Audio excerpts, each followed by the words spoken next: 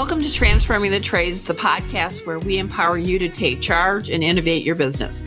Whether you're a plumber, electrician, or any other trade professional, this show is designed to give you the tools and strategies you need to succeed. Sit back, grab a cup of coffee, and get ready to take your business to the next level with Transforming the Trades.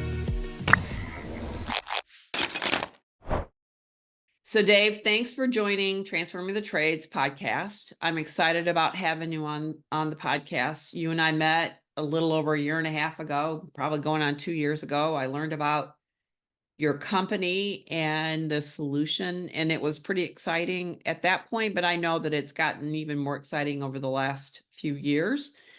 And I'm not going to steal your thunder. I'm going to let you go ahead and introduce who you are, who's your company, what do you guys do? And then I want to get into the nitty gritty a little bit, because this is a very innovative and efficient process that is new to our industry. And I want to take the mystery out of this. And I believe that Ply is that solution that can demystify this whole topic of inventory and purchasing and price books. So I'm going to let you go ahead, kick it off. Tell us who you are, who's your company, and then let's get into the discussion. Thanks. Cool. Awesome. Yeah, thanks for having me. Really excited to be here. I'm Dave Wigder. I'm one of the co-founders of Ply. Ply's big mission is to really simplify materials management. We work exclusively with contractors to really give them better visibility of what they have and what they need and how to purchase it. The two major pillars that we operate in, one is on the stock management side, so giving them full visibility of what they have in the warehouse, what they have in the trucks, transfers between locations. So we have end-to-end scanning, barcoding, replenishment all built in. Once those replenishment lists get created, that goes over to the purchasing side. So you could create a purchase order directly from a replenishment list. Once that purchase order is created, that automatically goes out to your suppliers. And the really unique thing about Ply, since we started in the request for quote space when we first kicked things off, is we collect that pricing back from suppliers and centralize that data back into our platform. When a customer moves forward with a purchase, that actually pre-populates price book data, not only in Ply, but through our integrations with most major FSNs like ServiceTitan, Jobber, House Call Pro, we could potentially push that data back and make those auto adjustments back into their price book as a whole. So that's kind of where we fit in. We're a startup in the space. We're about 2.5 years old, and we're definitely growing right now. We feel like we have a good grasp on materials management as a whole, which obviously is sort of a newish category, but we feel like without having purchasing tied in directly with inventory, it's hard to truly solve those problems side by side. Oh, I agree. So I got to ask the question, why did you guys decide to do this? What was your motivation to do this solution? Yeah, that's a really good question. So about 2.5 years ago, my business partner and I, we used to have a marketing agency in the space where we help contractors basically grow their businesses, things like that. We sold that agency. So about 2.5 years ago, we were throwing around ideas for new businesses, and we knew we wanted to work with contractors again. We loved, watching growth at 200 to $500,000 in revenue to $1 million in revenue, just based on them being purely talented, right? But one thing that always stood out to us is, they would get to a certain point in revenue and cash flow will become more and more important. So that was our hypothesis, was really to understand what kept contractors up at night when it came to cash flow. The number one thing by far, after doing a lot of customer development, was labor. That was something that we didn't want to touch. But the second biggest thing behind that was materials management. Everything from the cost of materials, discrepancies in pricing, the fragmentation across the supplier networks, as well as just keeping track of what they have in inventory, knowing what they have. So now they know what they need. The problems just kept adding up, right? So that kind of kicked off our mission to really simplify materials management and raise a couple rounds of funding, which just raised our seed round in the summer. And now we're really ramping up our customer base, really tackling things across those two major pillars, one on the stock management side, the other on the purchasing. So when we first met, one of the things that I know that you had started with is forming relationships with the supplier chain, the chain itself. How has that expanded? Yeah, what's great right now, so when we first started, we were very much focused on the RFQ model. So essentially what we're doing is acting as dedicated purchasing managers for our customers. And then we had tech underneath really streamlining the process. And yeah, that allowed us to build direct relationships with suppliers that they were already purchasing from, and also start to build our supplier network as well. Now that we have inventory management, that allows us to get customers on the hook of just kind of understanding what they have. So the value of like knowing what they have in stock.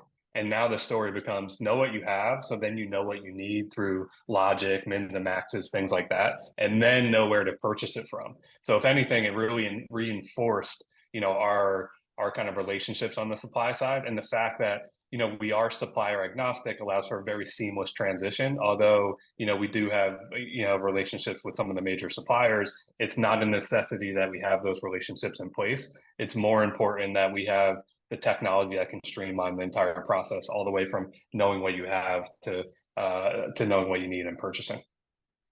Okay. So what's the basics? Where does somebody get started? Where do you all start with them? What's the engagement Yeah. look like? So tell me about Yeah. that. So yeah, great question. We have a four-phase approach. The first phase is really kicking off that onboarding call, getting to know the company, getting accounts created, getting integrations in a good spot. So as I mentioned, we have direct integrations with ServiceTitan and Housecall Pro Jobber. It's really important to us that we're meeting them where they're already at when it comes to technology, especially on the operations side. So we have those integrations in place. We get those set up. Right off the bat, we're scheduling training with the team on that call. So we're training with the techs, warehouse managers, whoever's going to be using Ply. We know one of the most difficult things to do is get technology implemented, right? Especially with these fast moving contractors. So we share that responsibility of training, support, getting people up to speed. It's that responsibility of time to implementation, right? So that's the first phase. Second phase is the audit. So this is where whether they're doing the audit themselves with our technology or we're coming on site and helping them with the audit. We do offer additional services at a separate cost where we come on site, help with counting, barcoding, getting things set up in the platform, or they could do it themselves and we kind of guide them through the process. So again, we're still hands-on, still doing virtual walkthroughs, we're giving them tips and tricks, but that's the heavy lift phase, right? Because that creates a baseline of what these contractors have in stock. And that's the most important baseline to create, because if you don't know what you have in stock, no matter what kind of tracking you have in place, who's using the technology, you don't have that baseline of inventory, right? So that's the second phase. Third phase is now setting up mins and maxes, setting up the logic, right? The automation. So now these lists get auto created to know exactly what you need. And then when that's all set up, that takes a little, as long as the second phase was handled properly, third phase should be pretty seamless. And then the last phase is now tapping into the purchasing side. So now we're working with them on getting purchase orders created, getting their suppliers in the platform so we could really streamline that purchasing process. That's kind of our four-phase approach. Timing really depends on the size of company. We have some contractors where they have 50 plus trucks, so that obviously takes a little longer. But our sweet spot, I would say, is like a warehouse and up to 10 trucks, right? And for a company like that, they're up and running in like 3 weeks to a month. So in this approach, so I'm a real believer that one of the things that's missing in delivering of solutions like this is sometimes we say, here's the handbook, go figure it out. What you said is that you bring them along for the ride and help them along the way. Have you had anyone implement a solution successfully on their own? Yeah, absolutely. I will say the caveat there is usually there is an internal champion that is really running the process, like a warehouse manager office. Because we do have some customers where they might have an office manager, but they're wearing so many hats. They're purchasing, they're managing the warehouse, they're managing payroll, like they're doing so many different things, right?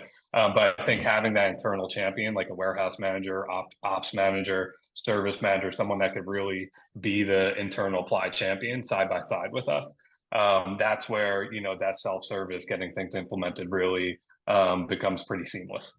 But again, just like any software, you need an internal champion, right? Like same with Yep. field service management. Like if you don't have that internal champion, you're only really going to be scratching the surface on all the value that something like FSM can deliver. Same thing on the materials management side. Like having that champion is definitely vital. not a necessity just because we do have that service layer underneath everything that we do.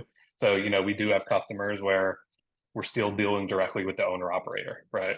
But the fact that we are heavy handed on the kind of implementation and onboarding allows us to still get them up to speed. So I'm going to ask you a hard question. What's the business case? What's a business case What's the business for? case? Put this in numbers for me. So tell me, what's the financial impact of this type Yeah. of solution? Yes. Yeah. So, if let's say you're a $5 million a year contractor, not getting a good grasp on your inventory could be costing you $100,000. Like we heard this directly from one of our customers down in Florida. Plumbing contractor, probably about 5 to 6 million in revenue, and that was how he did the mental math to figure out what the ROI is, right? So if you're not keeping track of those lost costs, like for example, techs out in the field scanning not having what they need and having to go to the supply house last minute. So those are two lost costs. One, you're paying a premium off the shelf for the materials. And then two, it's those billable hours as well as gas, whatever goes into that. So there's a lot of lost costs there, which could be, tens of thousands of dollars a year just right there. The other piece is a lot of flat rate contractors. What they're doing is they're doing the transfer from the warehouse to the truck for like install jobs, but they're not keeping track of what was actually used on the job. So now you have all this overstock that's just sitting on trucks with no visibility that they're there. And you're two lost costs there. One, you're dealing with dead stock in the trucks. Two, you're replenishing those same materials that are already on trucks. You just don't have that visibility. So you're replenishing materials you already have, and then you're dealing with those dead stock situations, right? So if you add up all those lost costs, in addition to, potentially not taking advantage of bulk pricing from suppliers, like if you're doing like daily purchases from suppliers, you're not taking advantage of like what that bulk pricing, what those discounts could be over time, right? So, by not getting a grasp on all of that, a $2-3 million a year contractor could be losing tens of thousands of dollars a year by not getting a good grasp on all that. Yeah. So typically just, rough numbers, an operator runs about 20 to 22% of their gross revenue in cost of goods sold materials, right? So my guess would be it's somewhere around 10% or north of that purchase power. So it's probably more like the $200,000. And my interpretation of that is it's called EBITDA, and everybody's focused on EBITDA today. And how can I increase my EBITDA, that's a whole nother podcast, but we're going to go with that. All right.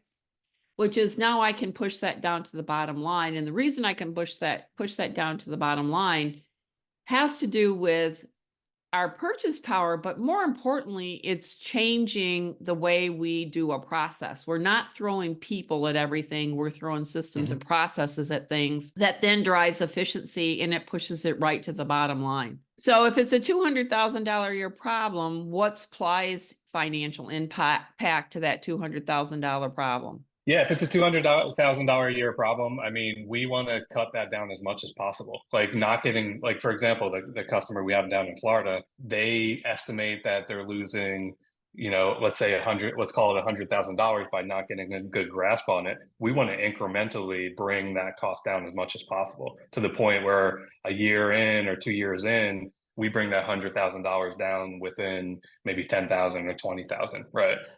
We want to capture as much of those efficiencies as possible that help positively impact bottom line for them. So for us, it's hard to give you like an exact calculation, but by getting a good grasp on this over time, as long as they're kind of implementing things properly, and the way we pitch our customers is incremental progress. It's not an overnight solution. It takes time, right? But if we can say, let's start at 20%, let's get the low hanging stuff. Let's get a good grasp on tools, those expensive tools. Let's get, anything that's like $40 and above, let's start there, right? And that's how we kind of think about incremental progress. And then we could go as deep as they want to go. Eventually, hopefully we can, save them that $100,000 that we're kind of rolling up to those lost costs. But, the way we think about things is definitely incremental. So how can we get them 20% there, 40% there? How can maybe we start with the warehouse, and a few trucks for like a 20 truck company,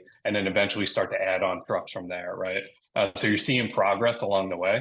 But yeah, the end goal is for us to be fully implemented, fully taken advantage of, so we could bring those costs down completely. I have a couple of questions I'm curious about. One, this is from an accounting perspective. Do you provide a consumption report, or is that going to be through the field service management software, such as Service Titan?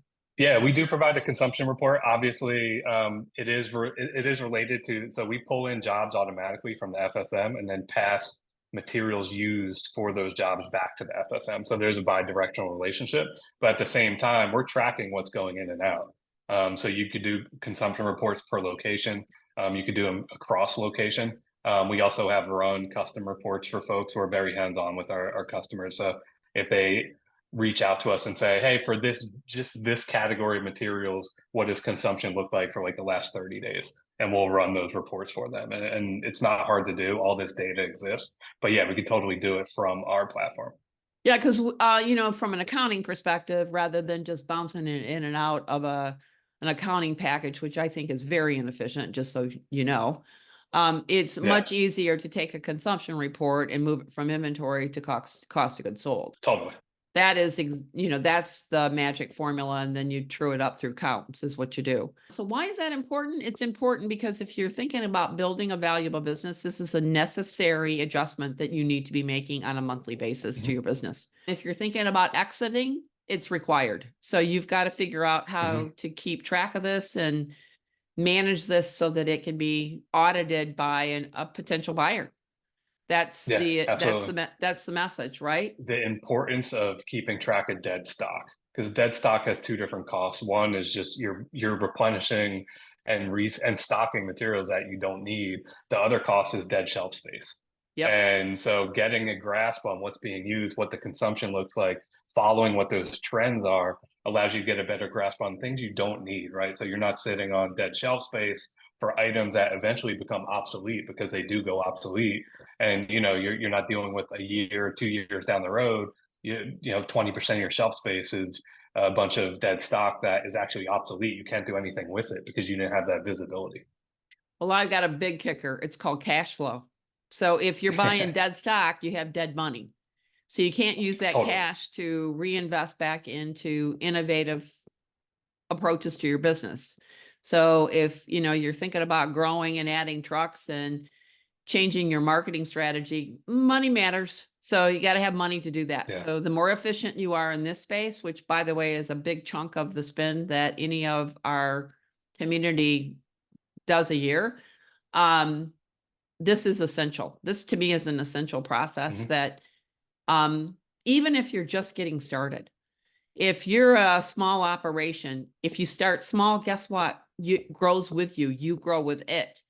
If you are already in that 10 truck, 20 truck range and you haven't figured this out, you're in the I gotta fix it mode, right? So you're a lot more urgent to fix it. I'm going to kind of wrap it up because I want to offer a more I'll call it a webinar to the audience that I'd like to work with you guys on.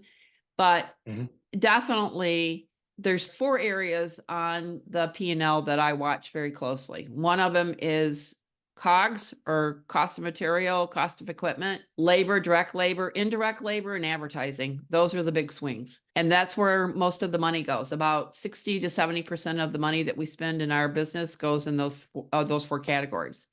So this one is very, very important. Why is a different approach that I've seen. So how can folks get a hold of you? What's the best way to set up a demo, engage with Ply?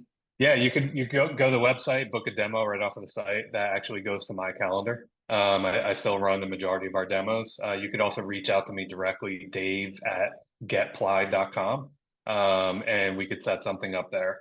So there's a couple different options there, and you could also check out our website. There's a bunch of information on there. We're starting to build out our resources, blogs, things like that, to really, give back, really educate the market on the importance of all this. To your point before, it has the direct impact on cash flow and takes up such a big chunk of revenue. that, if you don't get a grasp on it, it can really get out of hand. All right, Dave. Well, it's been a pleasure. Thank you for your time today. We look forward to hearing Yeah, more thank you so about much. This Ply. has been great. Yep. Awesome. Thank you so much.